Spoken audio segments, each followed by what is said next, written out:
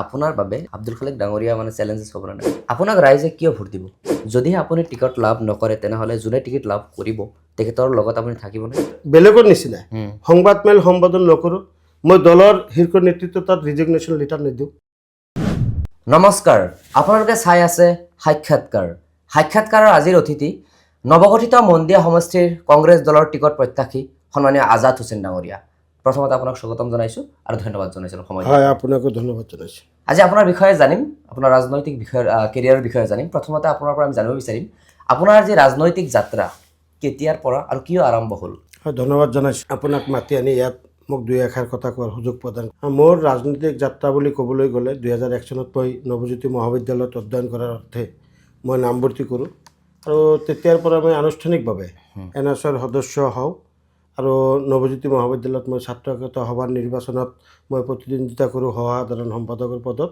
আৰু মই তেতিয়া জয়যুক্ত হওঁ আৰু তাৰ পৰাই মই সক্ৰিয়ভাৱে বৰ্তমান সময়লৈকে ৰাজনীতিৰ লগত জড়িত হৈ আছোঁ আচ্ছা যিহেতু টিকট প্ৰত্যাশী আপুনি আপোনাৰ পৰা ডাইৰেক্টলি আমি জানিব বিচাৰিম যে টিকট পাবনে নাই নাই যিহেতু মই প্ৰত্যাশী গতিকে এপ্লাই কৰিছোঁ গতিকে মই আশাবাদী যে মই পাম আৰু এইকাৰণে বেছিকৈ আশাবাদী যে বৰ্তমান অসম প্ৰদেশ কংগ্ৰেছ কমিটিৰ সন্মানীয় সভাপতি গৌৰৱ গগৈ ডাঙৰীয়াই তেখেতে ঘোষণা কৰিছে যে যুৱ প্ৰতিনিধিক তেওঁ গুৰুত্ব দিব যুৱ সমাজক অগ্ৰাধিকাৰ দিব আৰু তেনে ক্ষেত্ৰত মই এজন যুৱক হিচাপে মই বেছিকৈ আশাবাদী আপুনি যেতিয়া মনোনয়ন পত্ৰ দাখিল কৰিব আহিছিলে তেতিয়া আমি দেখা পাইছিলোঁ আপুনি বহু সংখ্যক মানে জনসাধাৰণ লৈ আহিছিল তাৰ পৰিপ্ৰেক্ষিতত কিন্তু আমি দেখা পাওঁ সমষ্টিখনত দেখা পাওঁ প্ৰাক্তন বিধায়ক তথা প্ৰাক্তন সাংসদ আব্দুল খালেকৰ নামটো অলপ বেছি চৰ্চাত এইটো লৈ আপুনি কি ক'ব হয় মই যেতিয়া দলীয় মনোনয়ন পত্ৰ দাখিল কৰোঁ এইটো একচুৱেলি আবেদন পত্ৰ বুলি ক'ব তেতিয়া মোৰ লগত আহিছিলে ভালে সংখ্যক কংগ্ৰেছ কৰ্মীসকল আহিছিলে আমাৰ পঞ্চায়তৰ যিসকল প্ৰতিনিধি আমাৰ সমষ্টিৰ 3টা জিলা পৰিষদ নিৰ্বাচিত হৈছে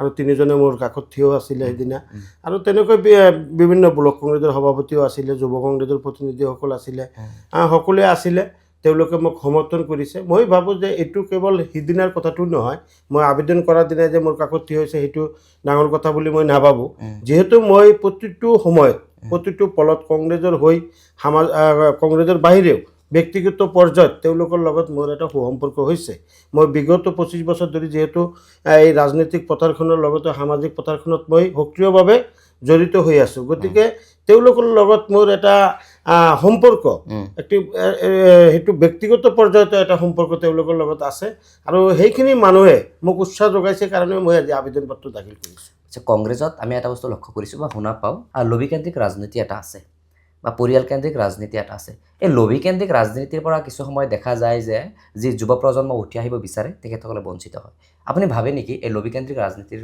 ফলত আপুনি বঞ্চিত হ'ব বুলি মই ঠিক তেনেকৈ ভাবোঁ যে যিগৰাকীয়ে দলৰ হৈ সক্ৰিয়ভাৱে কাম কৰিব আৰু দলৰ লগত ওতঃপ্ৰোতভাৱে জড়িত থাকিব তেওঁলোকক দলে বিবেচনা কৰে আৰু কেতিয়াবা এনেকুৱা হয় যে আগৰ পৰাই হয়তো ছিনিয়ৰ মানুহ দলত লাগি আছে তেওঁলোকক যেতিয়ালৈকে তেওঁলোকৰ ঠাইখিনি খালী নহয় নতুন প্ৰতিনিধিসকলক হয়তো দিব নোৱাৰে তেনেকুৱা ক্ষেত্ৰতো দলে কেতিয়াবা তেনেকুৱা পৰিস্থিতিৰ মুখামুখি হয় বা সন্মুখীন হয় কিন্তু য'ত আমি দেখা পাইছোঁ যে আজি যোৱাকালি আমাৰ যি কংগ্ৰেছ দলৰ 42জনে তালিকা প্ৰকাশ পাইছে মোৰ লগত একেলগে মোৰ সতীৰ্থ ৰাতুল পাটেৰী ডাঙৰীয়া টিহু সমষ্টিৰ পৰা প্ৰাৰ্থিত্ব পাইছে তেওঁ যুৱ কংগ্ৰেছত মোৰ সতীৰ্থ আছিলে আমি একেলগে কাম কৰিছোঁ ইয়াৰ আগতেও তেওঁ পাইছিলে এইটো দ্বিতীয়বাৰৰ কাৰণে তেওঁ পালে গতিকে তেনেকুৱা মানুহকো তেওঁৰ আগবঢ়াই দিছে দলে গতিকে মই নাভাবোঁ যে সেইটো তেনেকুৱা আছে বা লবিকেন্দ্ৰক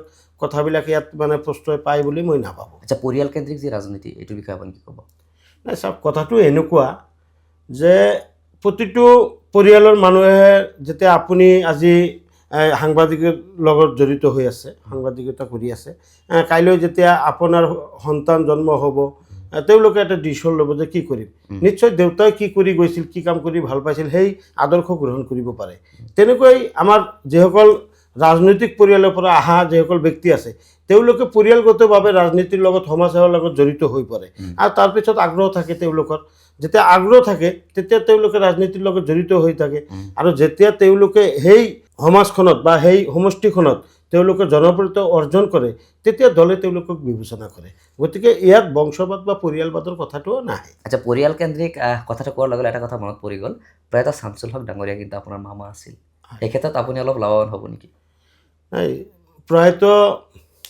প্ৰাক্তন মন্ত্ৰী শামছুল হক ডাঙৰীয়া মোৰ মামা আছিলে হয় হয় গতিকে মই নাভাবোঁ যে লাভৱান হ'ব কিন্তু হয় তেখেতে মোৰ এটা সাহস তেখেতৰ ঘৰতে মই ৰাজনীতিৰ আদিপাঠ শিকিছোঁ আৰু তেখেতে খুব মানে বেছি সময় নাছিল এইখন দুনিয়াত 50 বছৰ বয়সতে গুচি গৈছে কিন্তু যিখিনি সময়ত আছিল তেখেতে কিন্তু বৰপেটা জিলাত বৰ্তমান আটাইতকৈ জনপ্ৰিয় ব্যক্তি বুলি মানুহে কয় আৰু তেখেতে জাতিৰ কাৰণে বা মানুহৰ কাৰণে সন্মুখত থাকি যি সাহসেৰে তেওঁ কাম কৰি গৈছিল সেইখিনি আদৰ্শ আমি গ্ৰহণ কৰিব বিচাৰোঁ বা তেনেকৈ আমি আগবাঢ়িব বিচাৰোঁ সৰুৰ পৰা তেখেতক চাই চাই ডাঙৰ হৈছিলোঁ আৰু তেখেতে কেনেকৈ ৰাজনীতি কৰিছিলে মানুহৰ লগত কেনেকৈ উঠা বহা কৰিছিলে সেই কথাখিনি আমাক অনুপ্ৰাণিত কৰে আমি ডাইৰেক্টলি জানিব বিচাৰিছিলোঁ যে সেইটোৰ ফলত আপোনাৰ কিবা লাভৱান হ'ব নেকি সেইটো লাভৱান নহয় মই ঠিক সেইটো নাভাবোঁ কাৰণ মোক যদি দলে বিবেচনা কৰে সেইটো মোৰ কৰ্মৰ দ্বাৰাই কৰিব গতিকে মই যে ক'লোঁ 25 বছৰ ধৰি মই এনআছৰ ব্লক এনআছৰ সভাপতি আছিলোঁ বৰপেটা জিলা এনআছৰ সভাপতি আছিলোঁ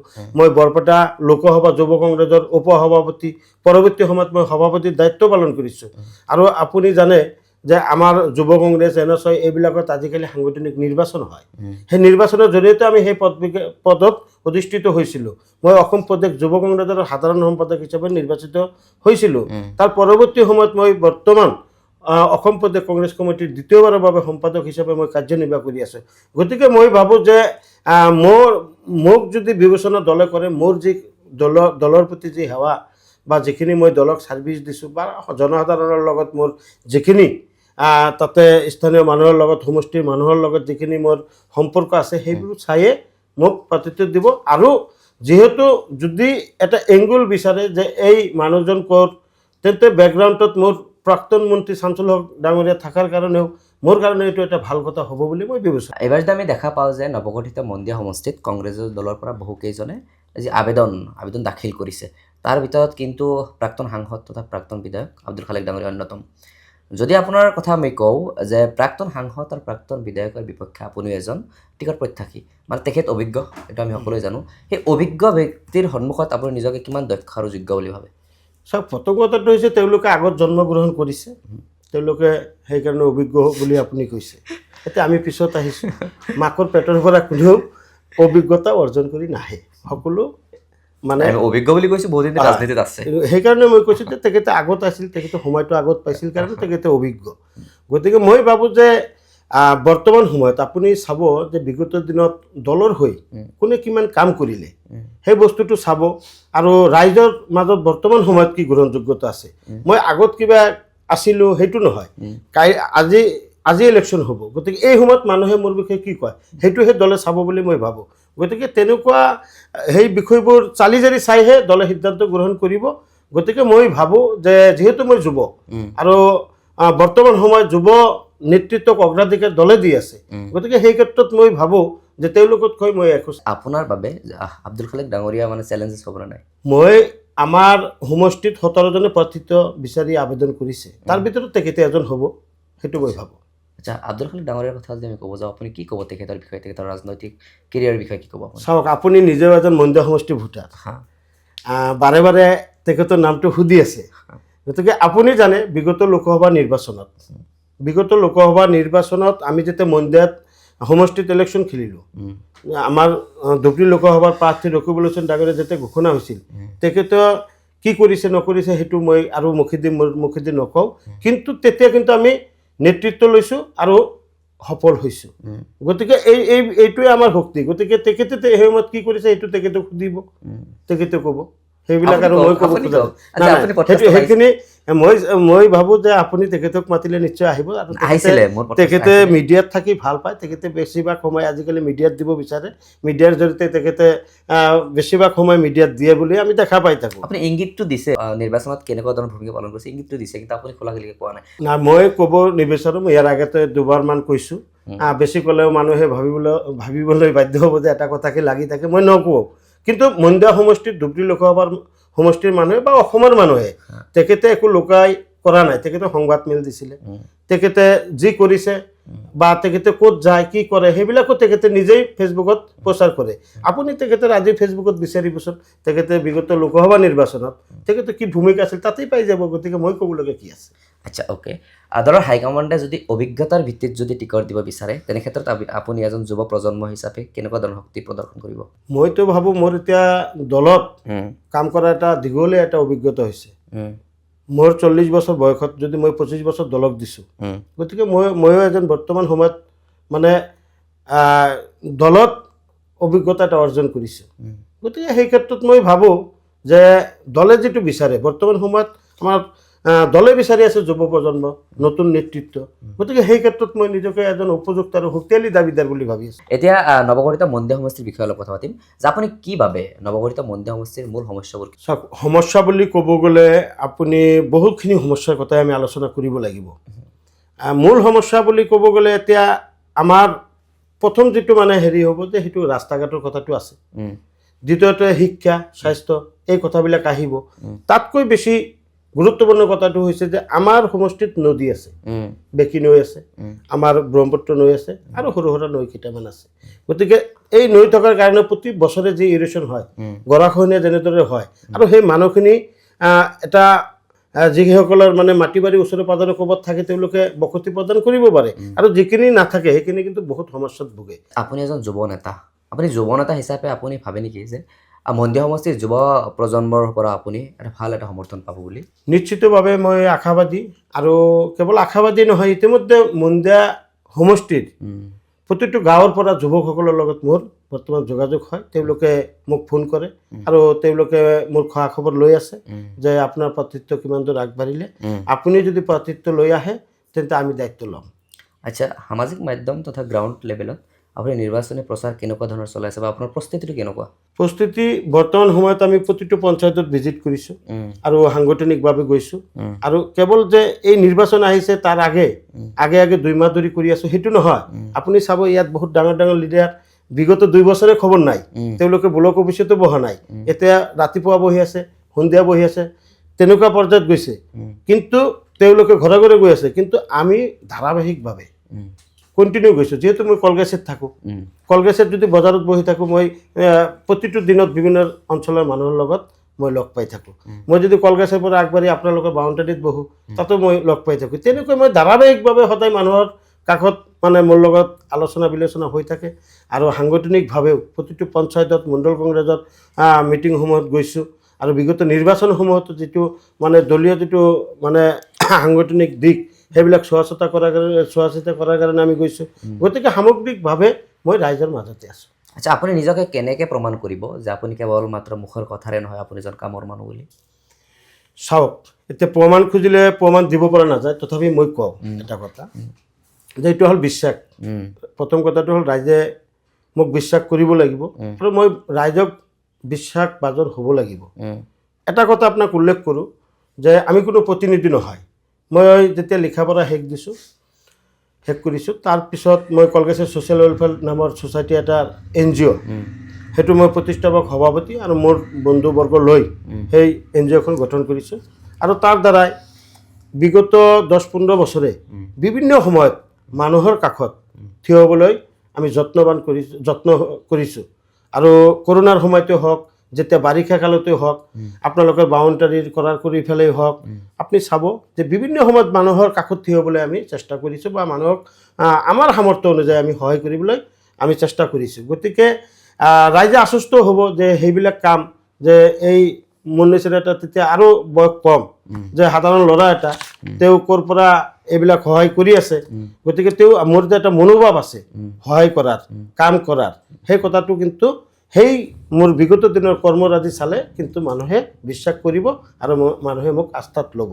আৰু সেইটোৱে প্ৰমাণ হিচাপে মানে ভাবি ল'ব যে এনেকুৱা কাম যদি আগতে কৰি আছে, তেন্তে ভৱিষ্যতে এনেকুৱা কাম কৰিব। এজন নেতা হিচাপে, ৰাজনৈতিক নেতা হিচাপে যদি আপুনি টিকট লাভ নকৰে, তেনেহ'লে যোনে টিকট লাভ কৰিব তেখেতৰ লগত আপুনি থাকিবনে? নিশ্চিতভাৱে আপোনাক মই এই কথাটো মই গেৰাণ্টি দি ক'ব পাৰোঁ যে মই যদি প্ৰাৰ্থিত্ব আজি বিচাৰিছোঁ, যদি মই নাপাওঁ, তেন্তে মই সংবাদমেল সম্বোধন নকৰোঁ প্ৰাৰ্থীৰ বিৰুদ্ধে। এই কথাটো ক'লোঁ। আচ্ছা, যে বেলেগৰ নিচিনা সংবাদমেল সম্বোধন নকৰোঁ।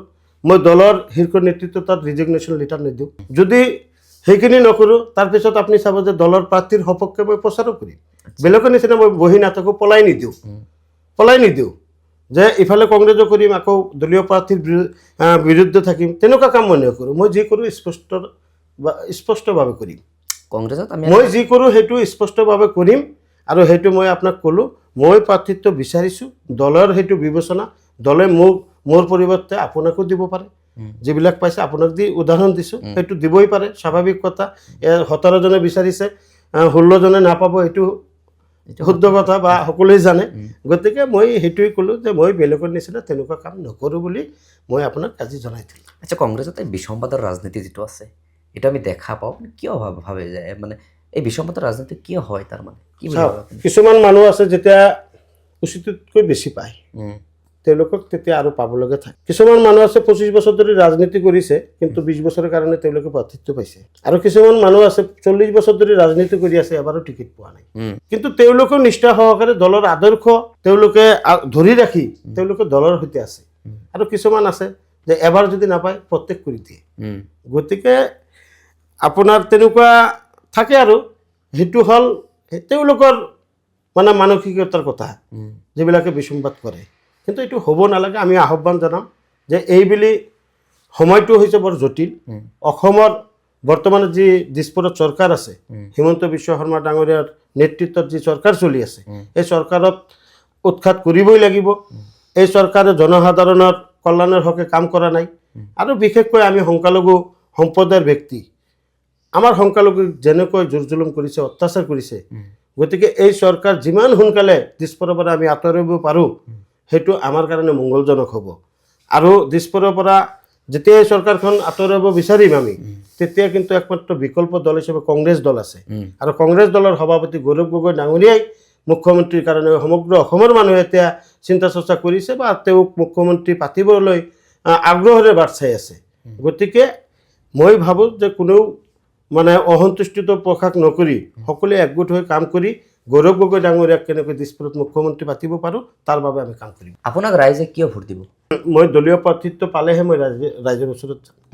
আৰু যেতিয়া যাম, মোক ৰাইজে এইকাৰণে ভোট দিব যে মই বিগত দিনত সামাজিকভাৱে যেনেকৈ জড়িত হৈ আছোঁ, ৰাজনৈতিকভাৱে যেনেকৈ জড়িত হৈ আছোঁ, গতিকে মই ৰাইজৰ বেয়া হোৱা কাম একো কৰা নাই। যিখিনি পাৰিছোঁ সামৰ্থ্য অনুযায়ী ভাল কৰিছোঁ, কৰিবলৈ চেষ্টা কৰিছোঁ। আৰু ৰাইজৰ সেৱাই যিহেতু মোৰ জীৱন, গতিকে ৰাইজে মোক ভোট দিব। আৰু ৰাইজৰ সেৱা কৰাৰ অৰ্থে মই ওলাই আহিছোঁ। মোৰ এটা পবিত্ৰ মন আছে যে মই ৰাইজৰ সেৱা কৰিম, সমষ্টিৰ উন্নয়ন কৰিম। সেইটোৱে কাৰণ হ'ব যে ৰাইজে মোক ভোট দিব। আপুনি যদি দলীয় টিকট লাভ কৰে, আপুনি কিমান দূৰ বিশ্বাসী যে আপুনি জয়ী হ'ব বুলি? মই ভাবোঁ যে মই যদি দলীয় টিকেট পাওঁ, তেন্তে মই 100% বিশ্বাসী যে মই জয়যুক্ত হ'ম। ৰাইজে মোক আঁকোৱালি ল'ব যুৱ প্ৰজন্মৰ এজন নেতা হিচাপে, আৰু স্পষ্টবাদী নেতা হিচাপে মোক আঁকোৱালি ল'ব বুলি মই আশাবাদী। আচ্ছা, যদিহে মিত্ৰতা হয়, তাৰপিছতে কিন্তু আমি কথা বতৰা শুনি আছোঁ যে মন্দিয়াত বন্ধুত্বমূলক নিৰ্বাচন হ'ব। যদি বন্ধুত্বমূলক নিৰ্বাচন হয়, আপুনি নিৰ্বাচন খেলিব নে? প্ৰথম কথাটো হ'ল মিত্ৰতা যদি হয়, তাতে মোৰ মতে বন্ধুত্বমূলক হ'ব নালাগে। আচ্ছা, এইটো মোৰ প্ৰথম কথা। কিন্তু এইবিলাক সিদ্ধান্ত আমি দিয়া সিদ্ধান্ত নহয়, এইটো দুটা দলৰ শীৰ্ষ নেতৃত্বই এই সিদ্ধান্ত ল'ব। কিন্তু মই সাজু, যদি বন্ধুত্বমূলক তাতে হয়, যদি দলে সিদ্ধান্ত গ্ৰহণ কৰে আৰু মোক যদি এইফালৰ পৰা প্ৰাৰ্থিত্ব দিয়ে কংগ্ৰেছ দলৰ পৰা, তেন্তে মই সাজু সম্পূৰ্ণভাৱে মই নিৰ্বাচন খেলিম আৰু জয়যুক্ত হ'ম বুলি মই আশাবাদী।